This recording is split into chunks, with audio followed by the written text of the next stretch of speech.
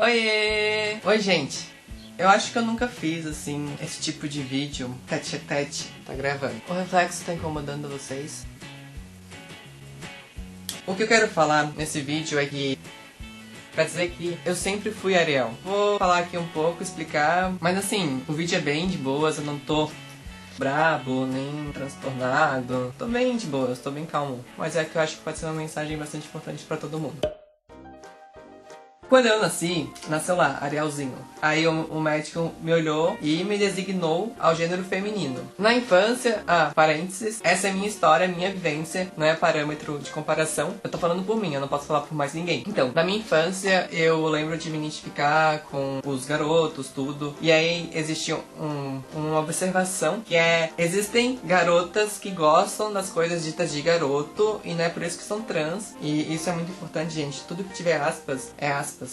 Mas eu não me sentia como uma garota que gostava dos brinquedos de garoto e queria brincar com os brinquedos de garoto, porque, né, brinquedo não tem gênero. Então, ali foi. Aí comecei a sofrer represália na escola, não foi por conta da minha família. Foi na escola. As professoras começaram a falar que eu não me arrumava, que não sei o que, e um monte de coisas. Tanto que a minha irmã uma vez brigou com a professora e tal. Mas vamos lá no ponto que eu quero chegar. Naquela época me foi ensinado que eu era uma garota. Tomei na aspa, pessoal, as aspas. A sociedade pegou e falou: você é uma garota, ponto. E bem, criança nos anos 90 não tinha informação, ninguém tinha informação, né?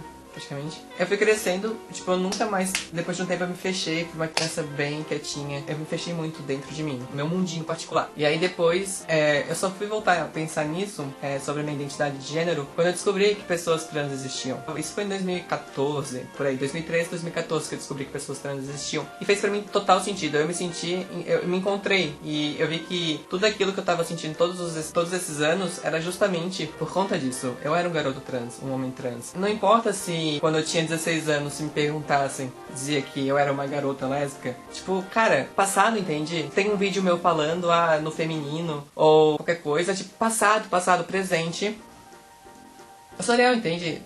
E eu sempre fui Ariel. É um processo de conhecimento e tudo isso. Então, se eu falo pra você que eu sou Ariel e pra você usar pronomes masculinos, você vai usar pronomes masculinos, porque eu tô te falando, eu sou a melhor pessoa pra informar você como é que eu gostaria de ser tratado. Então, é masculino? Me chamou no feminino ou me chamou pelo nome de registro? Eu não vou responder, porque não é comigo que você tá falando, entende? Então, isso é muito importante, gente, muito importante. Fale com as pessoas sobre o passado no gênero, pronome que a pessoa se identifica no presente, tá bom, gente? Assim evita problema, evita qualquer coisa, evita gatilhos e tudo mais.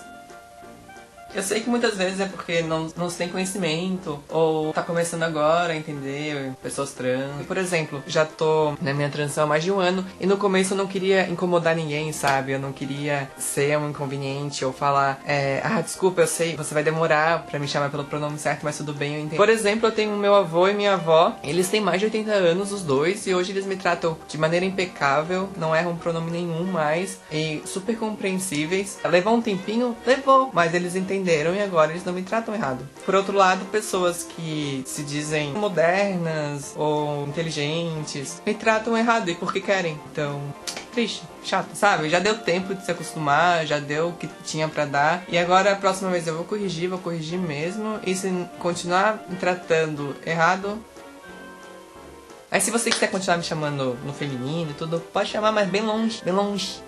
Talvez eu volte a falar sobre isso, assim, por bloquinhos. Então você pode deixar sua opinião, seu comentário, se você quer que eu fale mais, de uma maneira mais didática, enfim. E, bom, obrigado. Acho que acabou meio que sendo um desabafo, assim, um pouco. Mas um desabafo, assim, de boas.